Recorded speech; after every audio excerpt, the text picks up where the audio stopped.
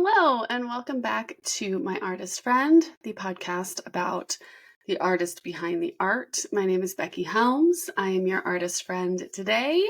And today I'm going to be talking about balancing projects because recently, if you remember, last episode was Snart. Episode before then, I gave myself a huge spiral crisis of conscience, existential, dread. As I was going through my current goals and projects and things like that. And it set me off on this kind of journey to figure out how to fix it.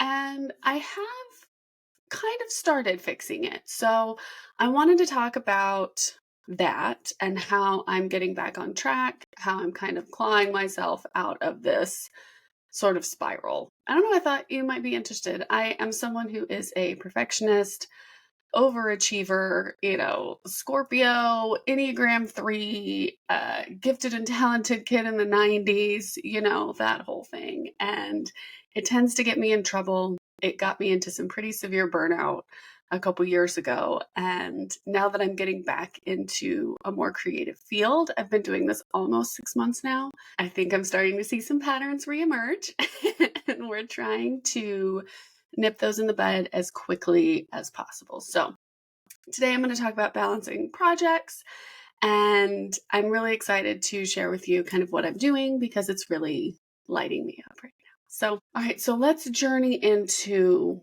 what got me here. As I was doing that podcast, talking about the projects that I was in the middle of, I was realizing that all of my stuff was long-term. So the projects I had going, all right, listen to this.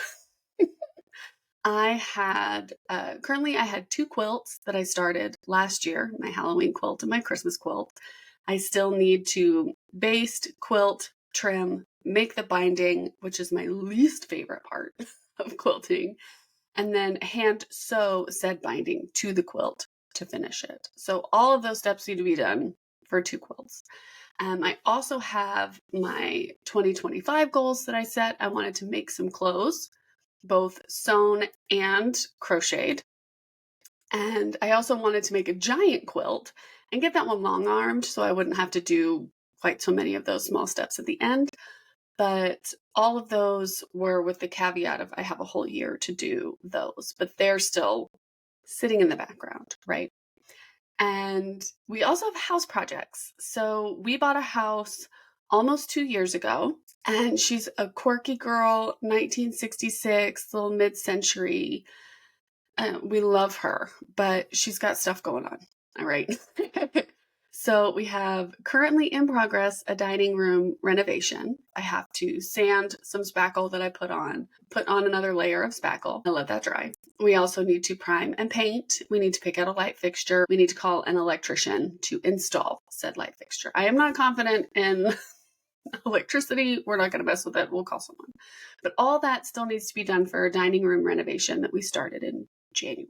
Very end of January, but January nonetheless. And I also want to fix up this office and guest room that I'm sitting in right now. If you watch on YouTube, you can see that it is not any kind of clean. If I move to the side, there's so much stuff that I am blocking. It's just become a catch-all. So in this room that I'm sitting in right now, I need to paint it. I have to build a custom desk for it because we have floorboard heaters that are the bane of my existence. I want to do a custom Murphy bed. We currently have a big old thing in here that's a Murphy bed, but it takes up too much space. So I want something where a mattress can just kind of fold up on the wall instead of fold into 3s and stick out, if that makes sense. But that also means I need to do some custom shelving. I need to style the whole space. I need to buy a new office chair, which sounds small, but office chairs are, they're a mess for me. And why are they so expensive? It is the world of an office chair search. I don't know if anybody else feels this way, but it's a lot. I am currently sitting on one of our dining room chairs that I just took upstairs because that's what I got. All right. I had stuff in the move, but we had they were really old chairs and kind of dirty, and it was time for them to go. I'd had them for years and years and years. And now I kind of regret not bringing them with me. So this room is a huge undertaking, and I'm excited to get started on it, but starting on it, I also, in the process, I need to clean it all out. I need to put stuff in boxes. I need to get stuff out of the closet. There are like all these little things to tick off before I can even get started on painting the room. You know what I mean? And then I have general tidying and downsizing because we have a kid, we have 4 cats. So I've got the general tidying that needs to be done. And I'm always wanting to downsize and get rid of stuff. Even though after we moved, we got rid of so much. And then we moved and we were like, how do I still have so much? So I've got all of that. And then on top of that is my kind of perpetual to-dos. So as a stay-at-home mom, I've got the laundry, the dishes, the cooking, the cleaning, the keeping my child alive every single day. You know, there are so many things that I can make my life just that, you know, honestly, like that could be every single day because there's so much. And we just have one kid, just the one. And it's a lot. And like, I was thinking about it and I'm like, even my crossword puzzles are taking like multiple days to finish because we get the newspaper now and I love doing the crosswords, but they're hard. And even my like recreational activity, I can't finish in a day. You know what I mean? And like, I didn't even mention I want to rearrange my kids' room too, now that I think about it. But in order to do that, we have to kind of clean out his room. I wanted to swap out our dressers because we have an extra dresser. It's a whole thing. He wants new art on the wall. I want to move all of the Legos to the basement. I want to either expand his current library or move some books downstairs.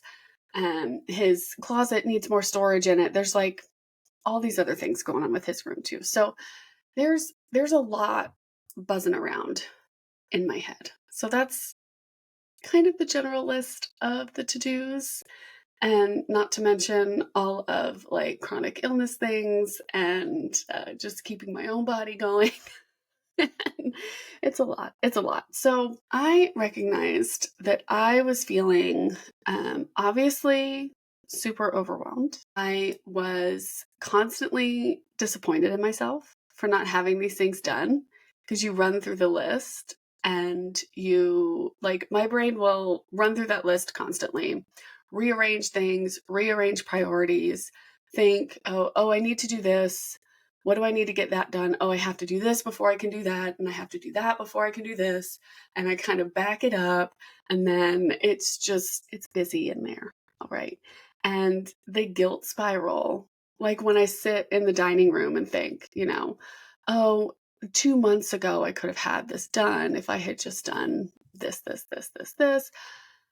And it's like staring me in my face. You know what I mean? And instead of using that as like motivation to get up and get it done, my brain takes the negative way and she will guilt spiral real quick. She's not nice. So I realized I was sitting in this guilt. I realized I was overwhelmed, and like I know people have it so much worse than me. There are people that have so much more going on, so many more kids, so many more activities, so many more house projects, so many more difficulties that I don't have to deal with. But my brain was still very overwhelmed with the stuff that I was dealing with. You know what I mean? And I was like, you know, I'm on my healing journey. I'm doing everything I'm supposed to. I'm talking to my therapist every couple weeks, you know. And I'm like, why am I feeling this way? And I realized that it was because everything I was doing was up in the air. Nothing was getting finished. There were all still so many steps and so much to keep up in my head. You know what I mean? And it was really bumming me out, man. So here is how I kind of started to fix it. So, I recognized what was happening. You kind of pull yourself up and out, give yourself a bird's eye view of what's going on. And I named how it was making me feel. It's like, I am bummed. I am unhappy right now with the state of the activities that I'm doing in my life. You know what I mean? Like there are some things you have to do. You have to do your dishes. You have to do your laundry. That's just neither here nor there. But the extra stuff that I was doing throughout the week, which was supposed to be creatively fulfilling and super exciting, it was not at all. So I realized how I was feeling. And I like to notice now how it makes my body feel, like where I feel it when I'm feeling however I'm feeling, honestly, happy, sad, excited, bored, whatever, like where that sits in my body. And usually it's in my chest. I get stuff right here. I know Pedro Pascal, he feels his anxiety in his tummy. That's why he always has his hand in front of his tummy in public events. I think is so sweet. And he told the world that. Mine's usually in my chest, so I can feel it, or like up here. And I just have to breathe through it, you know what I mean? And my next step, when I realized that it was what was going on, how I was feeling, how my body was feeling, is I got to go outside. I got to touch grass. I got to get outside. I got to get off of the internet. I got to stop scrolling. You know what I mean? In my last podcast, I was talking about how I was, there was the potential for things. I was on Pinterest. I was on Instagram. I was saving things that I could be doing instead of doing something at all. So even in my scrolling, I'm adding things to the list. You know?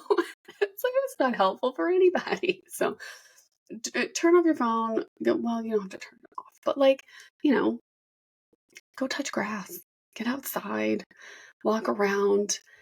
It makes me feel so much better. And our neighborhood is really great and very walkable. And there's water around and lots of birds chirping now. And it's just like, get outside and breathe, you know? And the next thing I decided to do was get a quick win.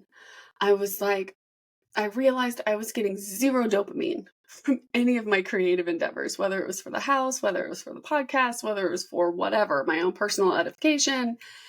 I wasn't getting the reward. I wasn't getting the joy out of it because everything was just sitting and feeling so overwhelming. So I've talked about this in my newsletter, and more so in my newsletter recently, and I'll link to that because I think that's a really good one. But I decided to make some earrings. I don't know. I went to Scrap, which is a creative reuse place in Ann Arbor, and I got a bunch of beads. I got some stuff at Joann's for super cheap because she's going away. I even went to Michael's to see what they had, and I have a pair on now if you're watching on YouTube. But I shared them in my newsletter so you can see all the little ones that I did. And I just sat there. I made one pair for the newsletter. As I was writing the newsletter, I was like, no, I'm going to make this right now. So I appreciate Substack existing as a platform to make me feel like I should make something. And then I spent that weekend and I made a whole bunch more. I just sat down after dinner one night and made a few more. And then the next day I was like, I mean, I still have more beads. I can keep going. And it was really fun because I had this finished product and I loved them. I could wear them. I could show them off. I could talk about them immediately. So my advice, if you're feeling overwhelmed, if you have a lot of stuff, maybe you've got your stuff together and you're not like me, super overwhelmed with everything. But if you are, pick a small project, something that's super easily completed, something you can sit down and do start to finish in one sitting and just be done with it. Like total finished product. Like you don't even have to wait for it to dry. You know what I mean? Like something that is done so. And then you can get that sweet, sweet hit of dopamine right away. And that can kind of take you through when you're in the middle of some big stuff. And the next thing I need to do, I haven't done this yet, but I need to in Notion, is to schedule bits of time to work on the big projects. So like that's super obvious. I know a lot of people when they do their goals and read their books about, habits and goal making and projects and whatever. It's take your big project and break it down and then put it on the calendar and do the thing. Super easy to say to someone neurotypical. What I find I do is I will pinball everywhere if I don't have a clear focus.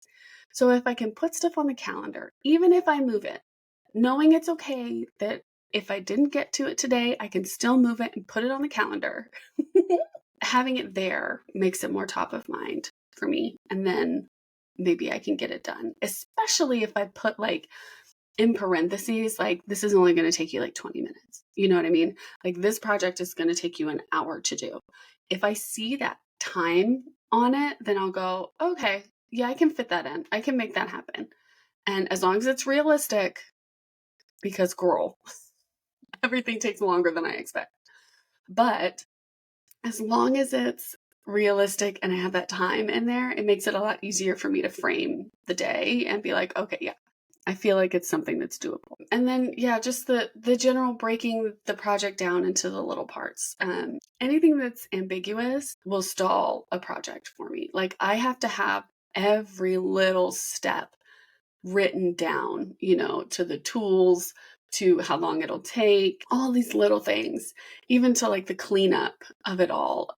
I really need to see everything for it to get done and for it to feel doable. Because if it's just finish the dining room renovation, there's so many steps to that. There's so many steps to that. But some people will be like, oh, okay, yeah, I understand what's involved in that and I can do it. But for me, I'm like, I will stand there deer in headlights until I have the list of stuff to do. And the fun part to that, when you have the stuff on the schedule, all your stuff is broken down, you can move it around if you need to, is to bake in rewards for making progress. So if the project itself is not giving you the dopamine, make the dopamine come to you. So throughout your big projects, obviously sprinkle in the little guys that you can do because those are super fun and I love them. So satisfying. I have so many pairs of earrings now. But also, you can give yourself rewards for doing the little things in your big projects. So like if you cut out all your quilt pieces, like if you batch all of that stuff, say, I'm going to go get a donut when I'm done. Or if you've sanded down all the spackle on your drywall, like I still need to do, I can get a book. Now, it's not all consumerism, though donuts and books are kind of my go-to, to be honest. But let's say I tidied the family room and now it's ready for the new rug that I needed. I don't need a new rug, but you know what I mean? Like I tidied the family room and it's all beautiful and perfect. Then I can go wander the thrift store. I do feel like the thrift store, I heard someone talking about this recently, I think it was the Beautiful Mess podcast. One of them was talking about how going to the thrift store, like even if they don't buy anything, it still gives them that kind of lift and dopamine of sort of buying something new, but you didn't actually spend money. You know what I mean? It's the hunt of it all for me. I love that. So going to the thrift store will always be a reward for me. But you get what I mean. Bake in little things, even if it's, I'll go run and eat a piece of candy when I'm done with this thing. Obviously, I'm very preoccupied with sugar, but you know what I mean. Everybody has other rewards. I just can't think outside of food and books and thrifting. I'm so sorry. That's really all that matters to me at the moment. Ooh, craft store though. Could go to the craft store. The reuse store, you never know what you find there. I love it. Anyway, you get it. Now that we have figured out all of the overwhelm, we've kind of named how it feels, we've done our initial walk around the neighborhood, we've disconnected, we've picked our little projects that will give us that little hit of dopamine, we have picked a reward system for our longer term projects, and now it's just working on that balance as we go, because it's always going to get out of whack. There will always be seasons of life where things don't work out. You know what I mean? Some things will be more important than others. Maybe you'll have guests coming and you have to spend like 3 solid weeks redoing a guest room before they get there because they have nowhere to sleep, And maybe you have a time where it's one of those times in school where it's between holidays and everything is just the perpetual chores of it all, just trying to keep the house running and keep everyone fed. There's no big event that's kind of breaking up the time for you. I find I have a hard time with that as well. But it's never going to be perfect. Just do the best you can. So when I think about working on the balance in perpetuity, right?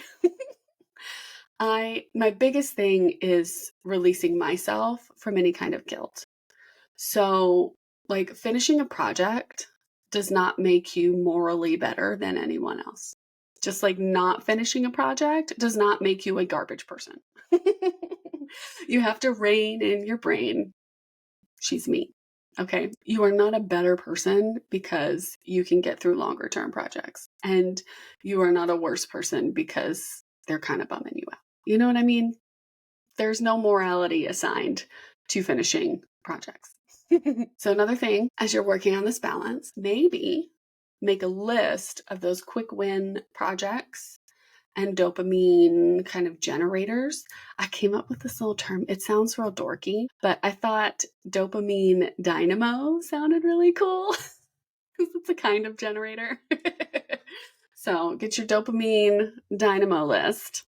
I'm sorry, I'm such a nerd. It sounded really cool to me. And keep this where you can access it easily. So if there are a list of craft projects that you can do really quickly, you love origami, get into your beads and make some earrings or some friendship bracelets, anything that's like a super quick win. Maybe it's crocheting a couple of granny squares, and that's something that you can finish and do and set aside and use for another project, but it's like done. You know what I mean?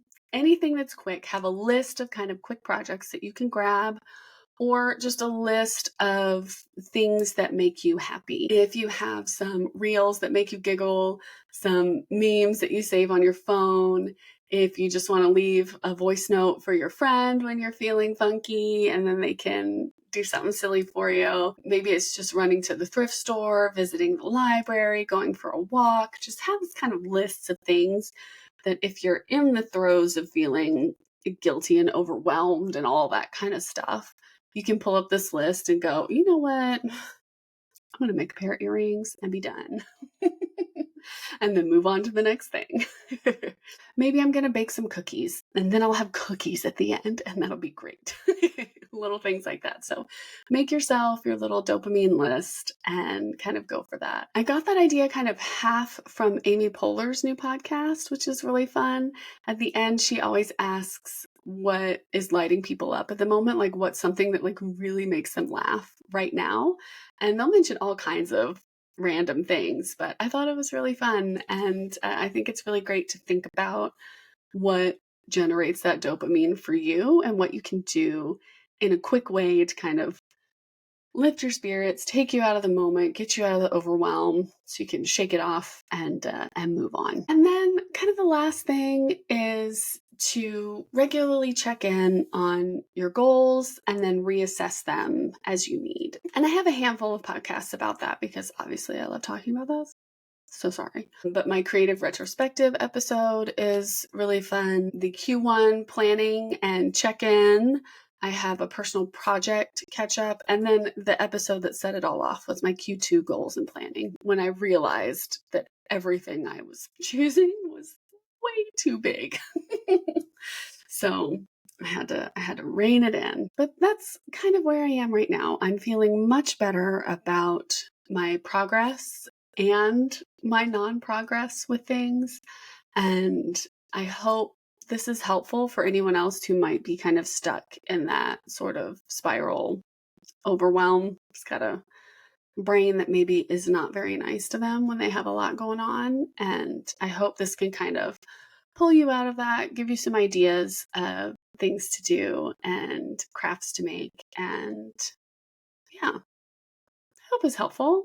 Let me know if it is. Don't let me know if it isn't. I'm a water sign, I'll cry. So thank you so much for taking the time to listen. I really appreciate you. Be sure to find me on Substack if you want to subscribe and follow there. You can get emails, or you can set it to not send emails and just get notifications in the app. So that's also something you can do, I found out in Substack. But if you subscribe to me there, you will never miss a podcast or a newsletter. I'm hoping to add another thing for a paid tier soon. Obviously, I have a lot on my list going on, so we'll figure it out. You can also find me on Instagram. I am at the Becky Helms. And Again, thank you so much for being here. Next week is going to be 6 months of the podcast, and I think it's going to take me a week to really kind of let that sink in. It's kind of crazy. So, again, thank you for being here. You are amazing, and I will talk to you soon. Bye.